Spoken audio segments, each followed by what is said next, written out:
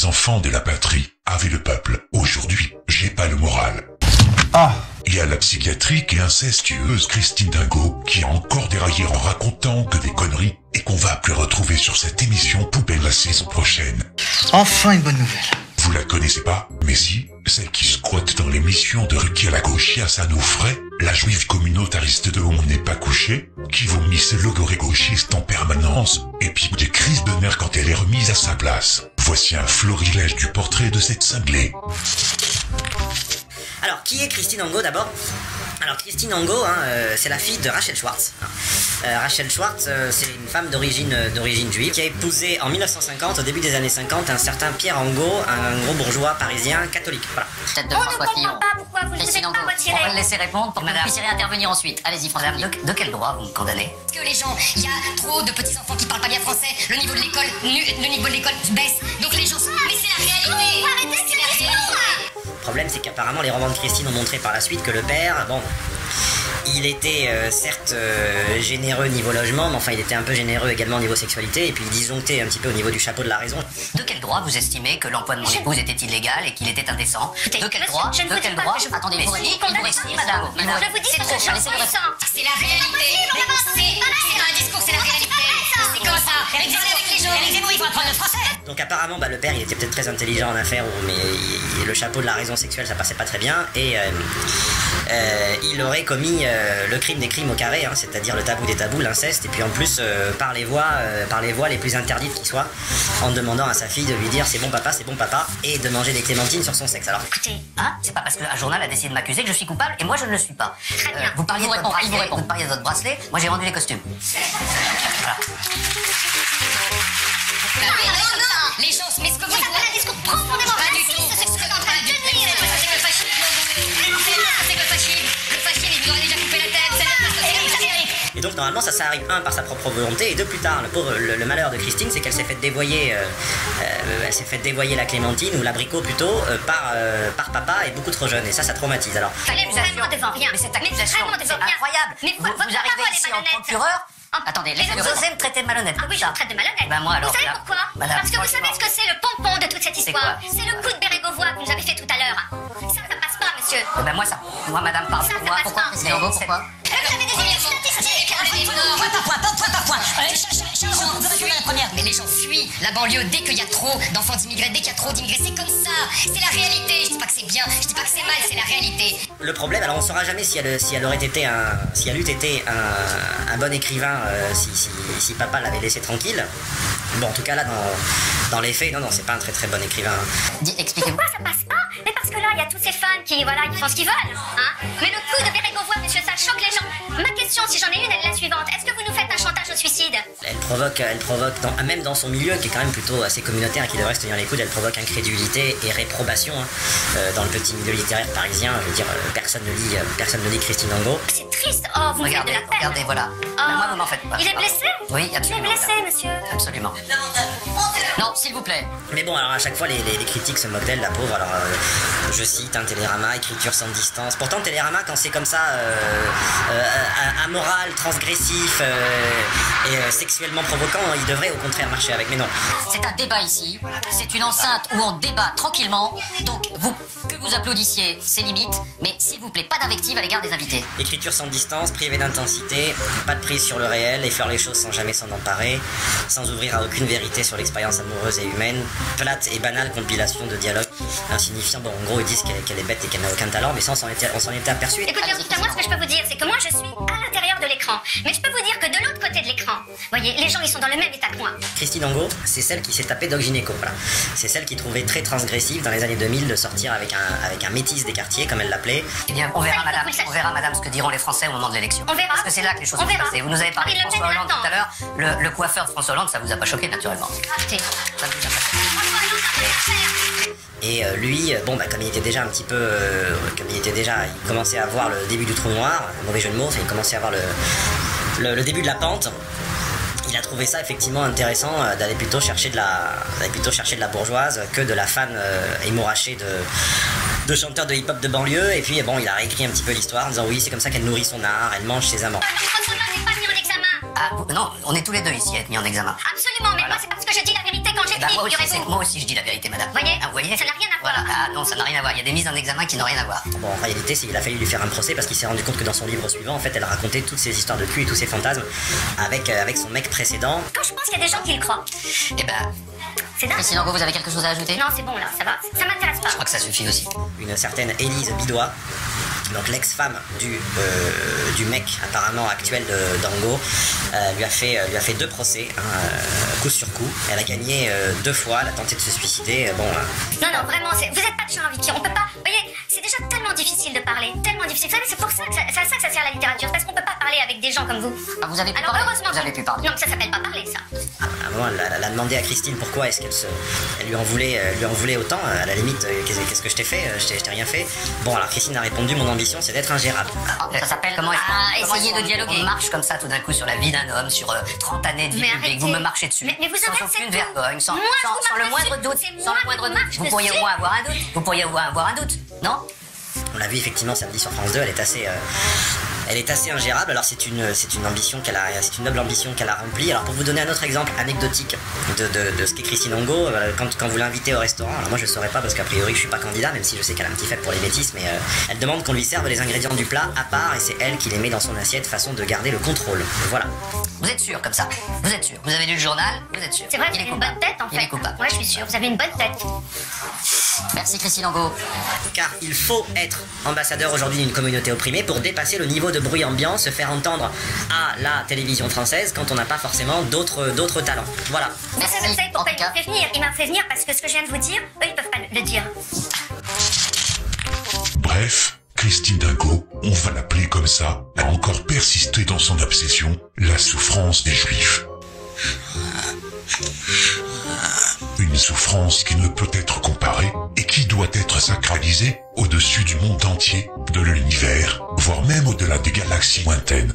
Avec cette histoire de concurrence des mémoires qui serait une chose vraiment, c'est terrible, il faut pas qu'il y ait de concurrence des mémoires, tout ça c'est pareil, tout le monde a souffert et les souffrances sont toutes à égalité, à force de vouloir indifférencier Banaliser. les uns et les autres, eh bien ça conduit à l'indifférence en fait de ce qu'a vécu un groupe de personnes ou une personne en particulier. Madame Christine Angot qui nous dit dans un premier temps qu'il ne faut surtout pas confondre, l'histoire de l'esclavage et l'histoire de la Shoah. Et comme si ça ne suffisait pas, elle va plus loin dans l'affaire. Elle nous dit en fait que concernant ces esclaves, il fallait surtout les maintenir en bonne santé. Mais ce que j'ai envie de vous poser comme question, Madame Christine Angot, c'est est-ce que vous-même, vous êtes en bonne santé mentalement? C'est ça la question que je me pose en fait.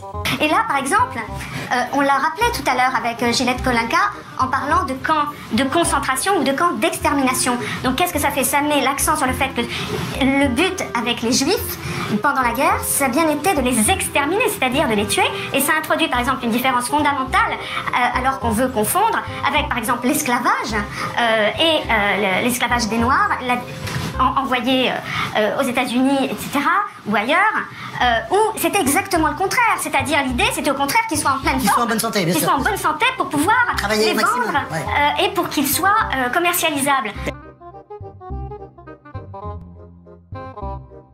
Hiérarchisation est obscène, véritablement obscène. Et j'en veux énormément à Madame Angot de décréter, selon un barème qu'elle a établi elle-même, que la souffrance de la Shoah serait plus importante que la souffrance des esclaves. Donc non, c'est pas vrai que les traumatismes sont les mêmes, c'est pas vrai que les souffrances infligées au peuple sont les mêmes. Et c'est bien pour ça qu'on doit être attentif chaque fois aux détails, à la particularité. Je lui en veux parce qu'elle aborde un barème qui est celui de considérer qu'il y avait chez les nazis l'extermination terrorisée des juifs et chez les noirs, donc plutôt on les maintient en bonne santé pour qu'ils puissent travailler. Ça, c'est le barème dont elle parle publiquement. J'entends il n'y a pas longtemps que Christine Angot, dans l'émission de On n'est pas couché, qui se permet de parler, de faire une différence entre l'esclavage, les souffrances des esclaves et la Shoah. Mais elle a un gros problème. D'autres parleront de la quantité de morts de ces deux crimes contre l'humanité. Et dans ces cas-là, effectivement, on dirait 11 millions de morts pour les esclaves contre 6 pour les juifs. C'est ça le calcul obscène qu'elle nous fait faire. Ce Ce qui a pu choquer dans cet extrait Alain Finkielkraut, la communauté, est-ce qu'il faut l'appeler ainsi, je ne sais pas, noire, et au-delà d'ailleurs, parce qu'il ne s'agit pas que de cette communauté noire, c'est que la Shoah est présentée comme une abomination, ce qu'elle est suprême, par rapport à d'autres abominations qui seraient un peu moindres, un peu minimisées, minimisées par l'Occident depuis tant de temps. D'autres parleraient de la durée de ces crimes contre l'humanité. 11 et 4 siècles pour la traite arabe et la traite transatlantique, et le temps du conflit pour la Shoah. Donc c'est ça, je trouve absolument dégueulasse, écœurant, de nous contraindre, Gilles William Goldanel, c'est pas l'ignorance et nos ancêtres, c'est pas simplement l'ignorance de la part de Christine Angot. Comment accepter qu'aujourd'hui, que nous puissions avoir des gens qui se permettent en fait de hiérarchiser en fait les haines, de hiérarchiser la bêtise, de hiérarchiser la mémoire de nos ancêtres et aussi la mémoire des autres personnes qui ont subi la Shoah. Je pense qu'aujourd'hui, rester dans cette logique de hiérarchisation en fait des mémoires, de la hiérarchisation en fait de la souffrance, c'est une chose qui dessert en fait les causes de l'humanité. Et je pense réellement que Madame Christine Angot n'a pas sa place sur une télévision comme France O. Pourquoi je dis ça, chers frères et sœurs? Vraiment, je trouve ça obscène. Après, elle se dédouane ce matin, et Olivier Gisbert se dédouane ce matin en disant qu'ils n'ont simplement déclaré qu'il y avait une différence entre Shoah et esclavage. Si tel est le cas, sur les traumatismes et les souffrances. Mais j'avais pas besoin d'eux pour ça. Je n'avais pas besoin d'eux pour savoir qu'il existait une différence entre l'esclavage et la Shoah. Comment sur une chaîne publique on peut se permettre de faire des comparaisons de souffrance, de parler je sais pas moi, de mémoriel au niveau de la souffrance? Ce n'est pas possible. C'est une femme qui manque à la fois de réflexion. Ce que pense Madame Angot, ou ce qu'elle croit savoir, je m'en fous complètement. Je veux pas réagir par rapport à cette émission-là. Elle est dans une stupide ignorance béante. Parce qu'elle commence à dire qu'il faut pas entrer dans la concurrence mémorielle. Elle commence par dire ça. Voilà, et donc je vous dis, il y a cette concurrence, ce ressentiment qui sont absolument terribles. Et aux États-Unis, ça donne un antisémitisme très répandu dans la communauté noire. Et c'est en train de venir en France. On est dans l'ignorance historique totale, dans la méconnaissance historique totale de ce qu'a été l'esclavagisme, non seulement de la traite atlantique où les types, on n'en avait rien à foutre, il y en avait tellement, crevaient sur les bateaux. Dès l'instant où il y avait le quota qui arrivait, ça ne posait aucun problème. Alors j'ai envie de vous rappeler, Madame Christine Angot, vous qui dites en fait que ces gens-là étaient partis en fait pour les laisser en bonne santé, il faut quand même vous rappeler une chose. Comment pouvez-vous comparer toutes les barbaries qui se sont perpétrées dans le monde par rapport à l'esclavage? Il faut quand même le rappeler, l'esclavage a duré plus de 400 ans. L'esclavage a duré plus de 400 ans, Madame Christine Angot. Alors dans votre allocution, dans vos bêtises, vous avez oublié de citer tout ça. Comment pouvez-vous comparer 400 ans d'esclavage à tout ce qui s'est passé dans l'histoire de l'humanité? Je vous pose la question, Madame Christine Angot. Moi, je me fous d'Angot. La mort des esclaves, lors de la traite arabique dont Madame Taubira ne veut pas entendre parler, qui a duré 11 siècles, on émasculait les esclaves qui mouraient donc en masse, raison pourquoi il faut lire. Elle manque de culture historique, elle manque de sensibilité. Ce qui a choqué particulièrement, c'est lorsqu'elle a dit que les esclaves et que leurs esclavagistes faisaient tout pour les maintenir en bonne santé. Ils sont en bonne santé. Les bouquins de, par exemple, Nye, qui est un historien et africain exceptionnel et qui traite, si j'ose dire, de cela complètement, c'est pour ça qu'il n'y a pas de descendance d'esclaves dans le monde arabe, parce qu'ils mouraient. Donc on est dans un génocide total en réalité. Encore une fois, cette concurrence n'a pas lieu d'être. Oui, le phénomène d'extermination planétaire est unique dans l'histoire. Ça ne fait pas des Juifs d'aujourd'hui les titulaires d'une souffrance qu'ils n'ont pas connue.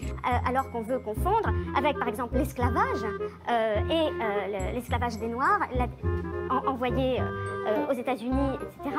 Oups. Et l'esclavage des Noirs envoyé aux États-Unis, etc. Envoyé aux États-Unis, etc. Envoyé aux États-Unis, etc.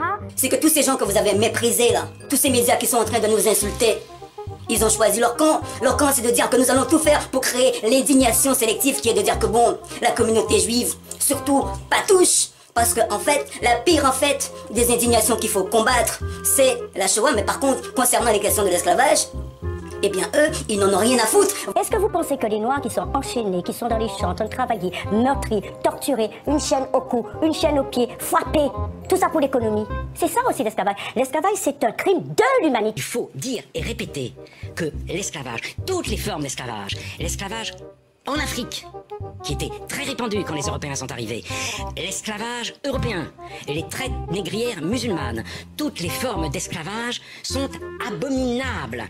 L'ignorance n'est pas seulement de l'esclavage, c'est l'ignorance aussi de la Shoah, parce qu'elle oublie que Auschwitz I et Auschwitz II, donc la différence c'était le camp d'extermination et le camp de travail de concentration, c'était les deux des camps d'extermination déguisés. Et ça, c'est admis par tous les experts de la Shoah. Mais est-ce que vous comprenez que des enfants, des petits-enfants si, attendez, de descendants disent qu'il y a comme une forme de révisionnisme ou de négationnisme vis-à-vis de l'histoire de l'esclavage avec tel propos. Je ne le comprends pas. Pourquoi ils sont choqués? Je ne le comprends pas. Je ne le comprends pas. Elle a un côté, parce que on l'a pratiqué, Christine Angot, on a été faire l'émission de Ruquier. Elle a un côté, genre, je suis très sûr de moi, ce que je dis est la vérité. Elle supporte pas la contradiction. D'ailleurs, dès qu'il y a une contradiction, elle s'énerve, elle en fait des tonnes. En hiérarchisant, en comparant en fait les mémoires, en comparant les haines, en comparant les souffrances, qui ne font pas, et je le redis, avancer l'humanité. Parce qu'à chaque fois que vous insultez les autres qui ont subi, c'est une partie de vous-même que vous insultez. Parce que vous avez quelque part oublié d'où vous venez. C'est quand même le problème d'Angot. Non mais on l'a vécu, Non mais le raisonnement, Si ça avait été ça, à la limite, on pouvait mettre ça comme le dit Gilles William, sur le compte de l'ignorance, et se dire, cette femme est stupide, ça n'a pas d'importance. Allez, balance tout ma Christine. Dis carrément que si les Noirs ont été esclaves, c'est qu'ils l'ont bien mérité. Tu as la tête de la nana qui n'attend plus que la camisole. Ou c'était exactement le contraire, c'est-à-dire l'idée c'était au contraire qu'ils soient en pleine forme, Qu'ils soient en bonne santé, bien sûr. Qu'ils soient en bonne santé pour pouvoir travailler les au maximum, vendre et pour qu'ils soient commercialisables. Commercialisable? Christine, tu t'es vu quand t'as bu. Je ne voudrais pas être à ta place quand tu devras rendre des comptes à ton créateur. Il semble que Christine Angot a cette fois minimisé la souffrance et la mort liée à la traite des Noirs puisque selon elle, les esclaves étaient maintenus en bonne santé, sous-entendu, ils étaient donc bien traités. Ignorance, maladresse, stupidité, une honte en tout cas. Angot soutient que les Noirs étaient mieux traités que les Juifs, et que donc leur souffrance, et celle de leurs descendants, est moindre par rapport à celle des victimes de génocide. Et ça, ladies et gentlemen, c'est précisément ce qu'on appelle la concurrence victimaire. Madame Angot, Monsieur Gisbert, allez aujourd'hui sur les marchés aux esclaves par exemple en Libye et dites-leur, les yeux dans les yeux, bah alors, de quoi tu te plains? Tu vas être nourri et logé. Il n'y a aucune hiérarchie dans l'horreur, ni dans la saloperie négationniste. Ce qui est complètement délirant et atroce, c'est qu'on en soit encore à mettre les crimes contre l'humanité sur les plateaux d'une balance, comme s'ils se compensaient, alors qu'ils s'additionnent. Ré de Caire, près de 1,8 million de personnes succombent en mer, exécutions, sévices, suicides, dysenterie. Parmi les 10,6 millions de captifs arrivant au Nouveau Monde, 1,5 million de captifs y meurent la première année sur les plantations, coton, canne à sucre, tabac. Incitation à la haine raciale par discrimination de juin 2019 sur un plateau télé. Mutisme des présentateurs et de la chaîne de diffusion. L'hésiter ne serait que leur donner une vitrine dans ce monde. Quelle image honteuse. L'hystéro-communautaire Christine Schwarz de son vrai nom, qui veut dire noir en allemand, et ça ne s'invente pas, est donc sorti tout droit d'un sketch de Dieudonné. Compétition victimaire, avez-vous dit, à l'instar de l'extermination des Indiens d'Amérique, qui ne fut que délinquance si vous vous en rappelez. L'esclavage des Noirs, pareil, c'est des risques interethniques, de la bagarre. De la bagarre! Ce concept est révolu, il n'y a pas de compétition, la Shoah est la seule souffrance reconnue. Au-dessus, c'est le soleil, y'a personne.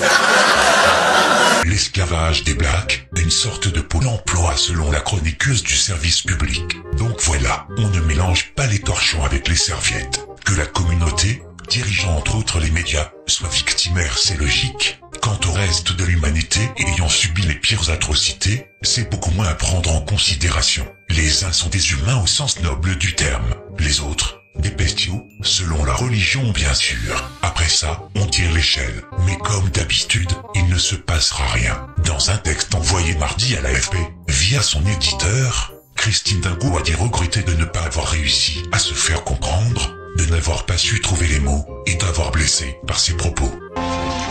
Ruquier la gauchiasse s'était fendu quant à lui d'un tweet de défense, afin d'éteindre l'incendie de domination communautaire qu'il attise tous les samedis. La Shoah fut une abomination. L'esclavage en Afrique et le commerce des esclaves fut une abomination. Aucun doute. Ceux qui tentent de nous faire dire ou penser le contraire, à Christine Angot, ou à moi, cherchent à créer une polémique inutile. T'es con, hein?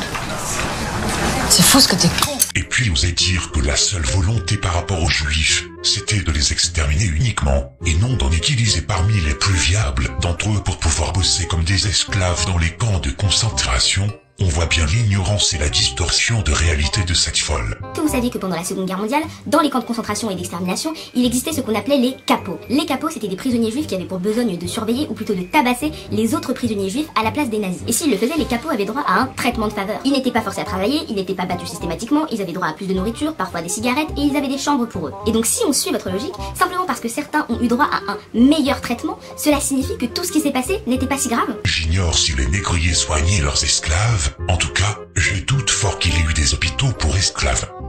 On se le demande. Par contre, on sait qu'il est bien documenté qu'il existait des hôpitaux à Auschwitz et à Birkenau réservés aux prisonniers. Et Liviesel lui-même y fut soigné. C'est juste une question de point de vue. Mais quand on parle de souffrance, à l'instar d'être un crime contre l'humanité en guise de point commun, sa notion se différencie lorsque l'on évoque l'extermination pour les uns et l'esclavage pour les autres. La pire des souffrances, c'est quoi entre les deux? Celle d'être tué de façon rapide et radicale, ou celle de vivre un enfer permanent par la maltraitance jusqu'à la mort? En clair, combien de fois s'est-on dit que la mort est censée être plus souhaitable que l'esclavage?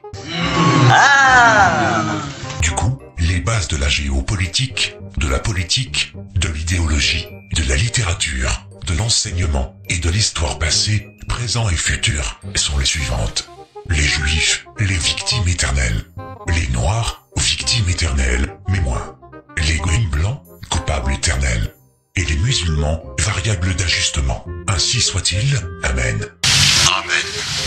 Alors que tout le monde a réduit en esclavage son prochain, ou se sont engraissés sur son dos à travers l'histoire. Détail à souligner, il n'y aura toujours qu'une seule et unique communauté qui refusera d'admettre d'endosser le crime de s'être engraissé sur la traite négrière cependant.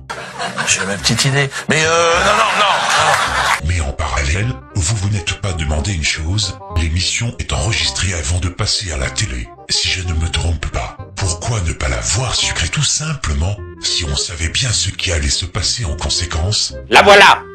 La question à 500 millions. Sauf que l'ignorance sur les services publics en deuxième partie de soirée dans une telle émission, c'est grave. C'est pas quelque chose d'anodin. Alors la question, sur une chaîne de alors la question, justement, la question qu'on peut poser, parce qu'il y a des associations qui disent que c'est une honte sur le service public. Parce qu'on parle de la télé publique, hein, celle qui nous appartient, elle nous appartient à nous, la télé publique, on la finance. Le plus important à dénoncer, ce n'est pas forcément Madame Christine Angot.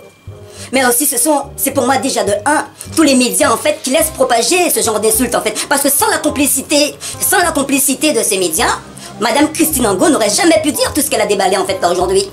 Est-ce que en plus, ce qui est intéressant, c'est que c'est une séquence enregistrée, on n'est pas en direct. Non, c'est enregistré. Donc c'est enregistré, donc on peut la couper. Et on sait que Christine Angot, il y a des séquences entières qui ont été coupées dans cette émission. Pourquoi c'est pire dans une télé publique?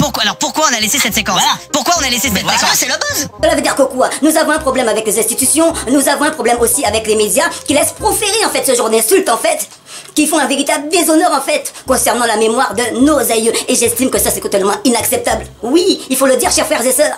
Et dans ces conditions, si le passage de Christine Angot est diffusé, c'est que cela doit bien servir à la communauté qu'il ne faut pas nommer. Plusieurs remarques et rappels à faire à propos de cette polémique et de son contenu. Angot fait ce pourquoi on l'a placée là, être gardienne du temple shoatique mondial. Religion du rien ne sera jamais au-delà de cette souffrance-là. Secondo, l'observation attentive des expressions du juif Gisbert, qu'il écoute religieusement, indiquant son fort intérieur, il sait qu'il n'a pas intérêt à remettre en cause les affirmations hallucinantes de cette sorcière. Tertio, On n'est pas couché n'est pas simplement une émission de promo-divertissement, elle est aussi et surtout devenue un lieu où hebdomadairement, on vérifie que les gardiens ailés de la gauche sociétale dictatoriale pourrie entretiennent la levogération des neurones de la masse suiveuse. Quarto, sur un plan plus personnel, l'affreux Bingo, ayant fait savoir par voie publique, via ses romans indigestes et ses propos médiatiques, qu'elle était une des nombreuses victimes de l'inceste,